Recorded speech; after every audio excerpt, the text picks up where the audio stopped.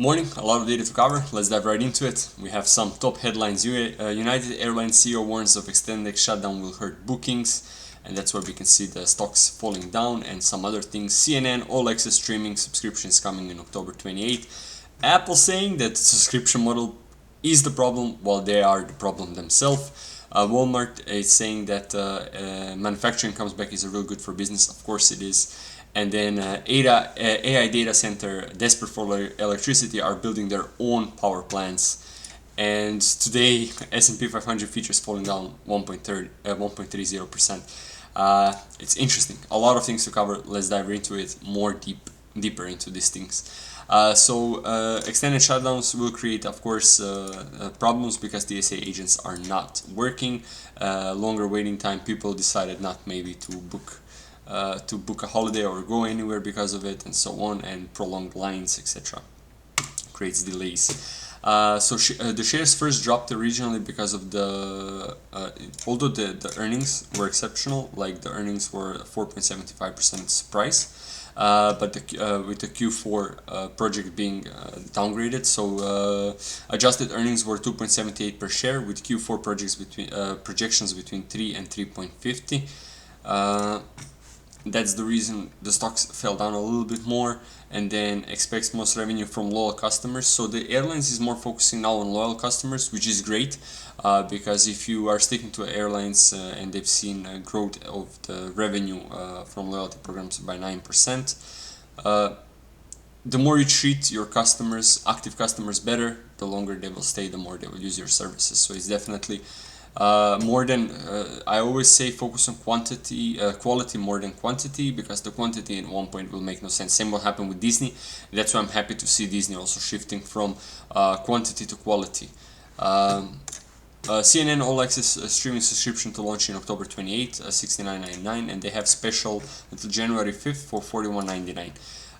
The reason why I wanted to open this story and then this story next is that Apple is now finishing the F1 rights deal to be streaming service for them, but also Eddie Q said in the interview, if we are reading through this here, but they have to sign up 1,200 subscriptions to get them, he joked. So he said, like, the streaming industry is improving a lot, but the problem is multiple subscriptions, and I agree with this. If you look at even if I look at personally myself, if I want to look at Seinfeld, I have to subscribe to Netflix. If I want to look at Two and a Half Men, I have to subscribe to HBO.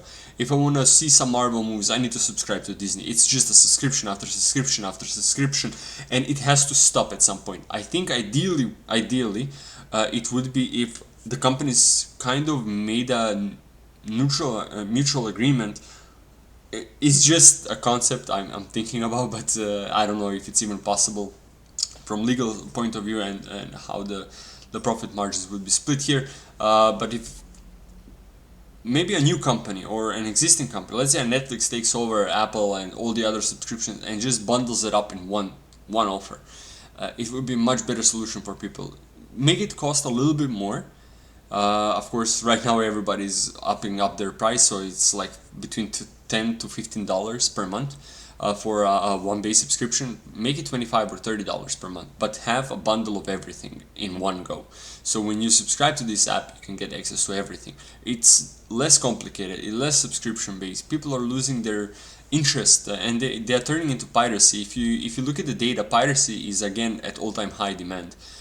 It stopped with the streaming service. It's reduced, and now people are just going back to it because you're complicating things and you're asking people to spend $90, $100 a month to cover all the subscriptions to watch what they want, and it makes no sense. So let's see what the future brings. The Walmart executive says American manufacturing comebacks is a real good for business. I'm not a US person myself. I don't live in US, but I only invest in US stocks, and I believe this is good. I'm really happy for US to be focusing back on the manufacturing at home. I know prices might decrease, prices will increase anyway. The tariffs are going to make sure of that. So even looking at the tariffs, they're not that bad. I know market reacts differently, and I'm not an economic expert to understand completely how everything will work.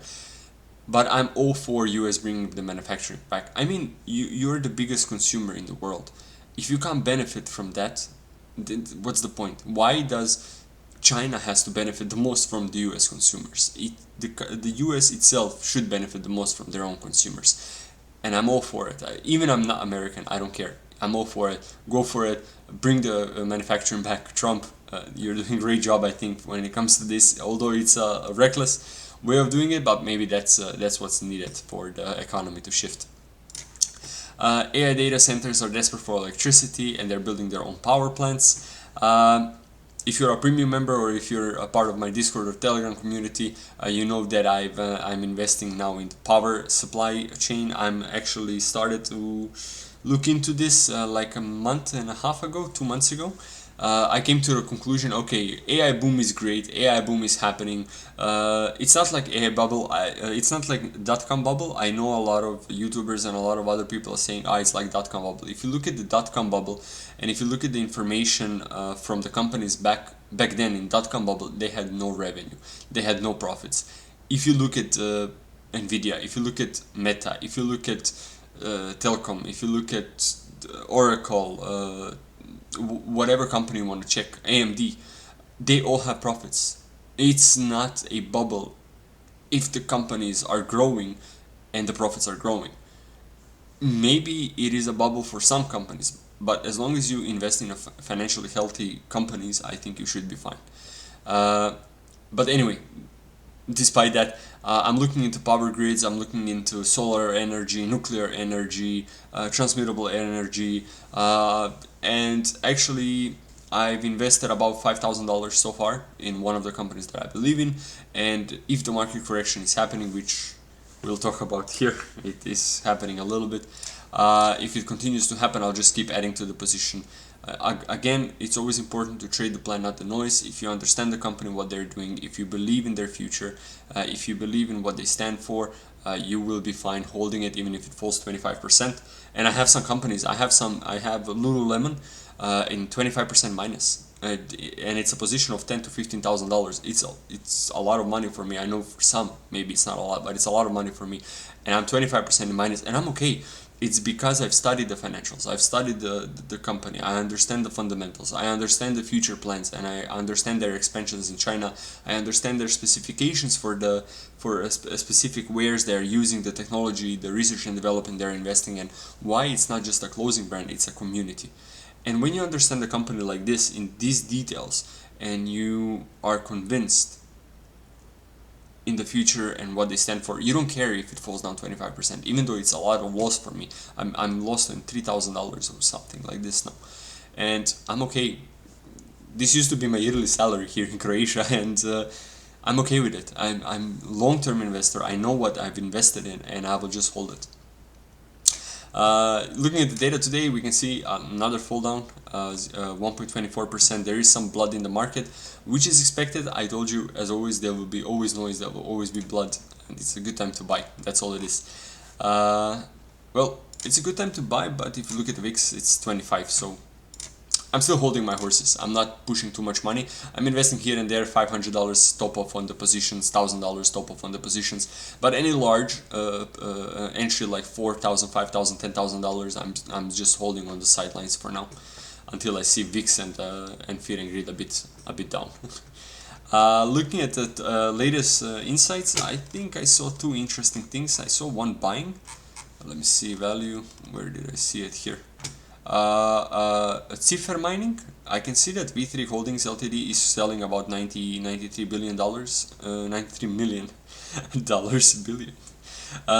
million worth of stocks here, and actually I saw one interesting buying for mining as well. Hypercop Mining Holding Corporation, we have 10% owner buying $50 million worth of shares as well.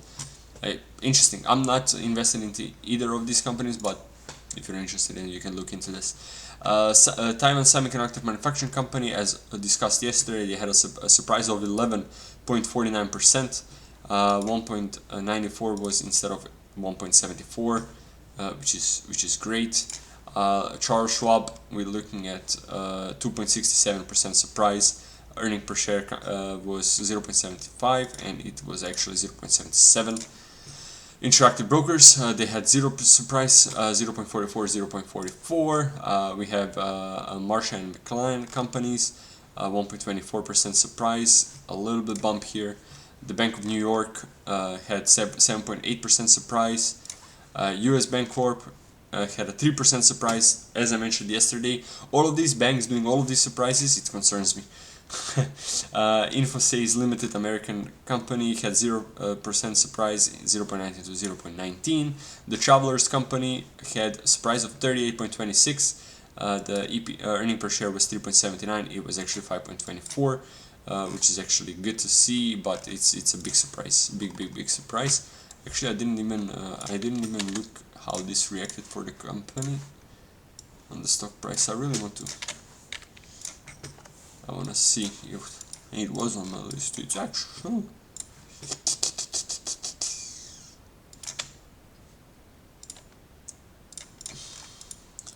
it's not in a position where I would be buying it, but it's interesting to see that despite such growth,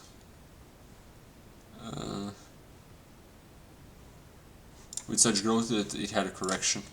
I would have to look more into this, but I'm not interested in investing, so I will not bother to waste my time on it.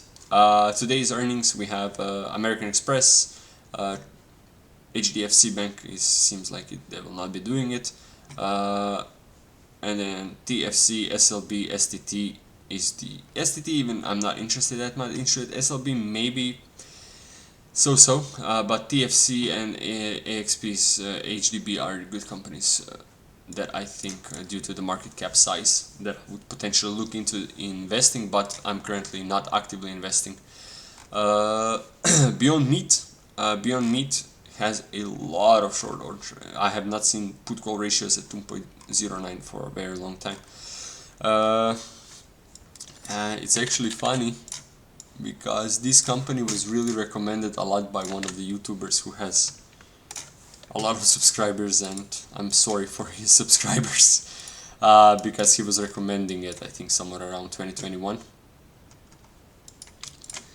Yeah, that's a hard pill to swallow. He has like, I think 2 or 3 million subscribers on YouTube. He was buying into this. I think he invested $100,000 or $150,000 in this company. Yeah, way to lose money. A way to lose money.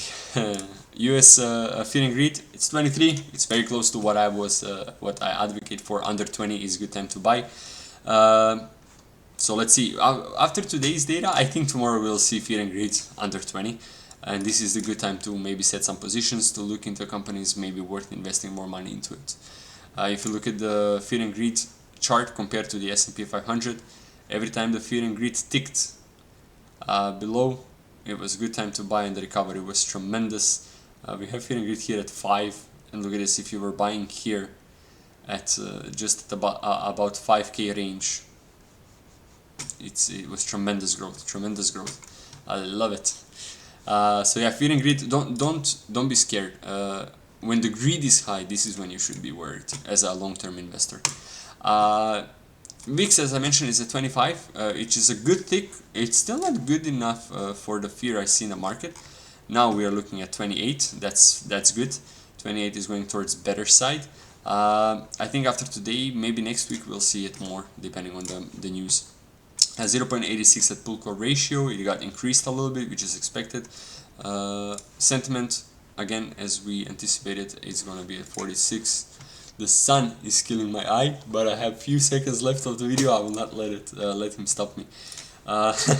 Bearish is still sentiment here. Actually, the interesting thing I want to see in the balance sheet, across the whole year when I was looking at it, here we have 6,672 billion, and then we jump to 681 billion before we start dropping down again. And every time I look at the pattern, I can see that the balance sheet is getting increased by $9 billion before it starts falling down. And we are currently at that mark. We are at $8-9 billion. So I wonder if the next report is going to go up or is going to go down. Because if it goes up, it means that maybe the money printer got activated and we are in first sign of quantitative easing. If it goes down, maybe there is still room for quantitative tightening. So I really wonder 714 So 714, 714, 621. So we have 3-4 days before the next data. I'm really excited to see that data, to see how we're gonna stand. Caterpillar, why did I watch this? Yes, I watched this because I was reading the article, and somewhere at the bottom, yeah, Caterpillar, which is a long provider of power remote locations for mining and oil field operations. It seems rising in demand for smaller turbines and engines. So I looked at the stocks, but it already skyrocketed. So I'm not really that interested into it. I was just wondering, because I invest in the electrical sector right now due to the power demand that the AI infrastructure needs. So I was just checking the company out. If it's in a good position that I could investigate more into it, I would do so. Potentially if it was around here. I saw that news, but I'm a little bit late to the party. I think it was like 90%, 100% increase already. And then for the end, I'll just leave some downgrades. We don't have much, and then some upgrades you can pause and you can see. But that's it for today's video. It was a bit longer. The sun is striking me, so it's time for me to go. God bless and take care, and good luck with trading. Be careful with leverage. The markets are unpredictable. I can see volatility in the market, and I think it's going to continue for a few weeks and months maybe.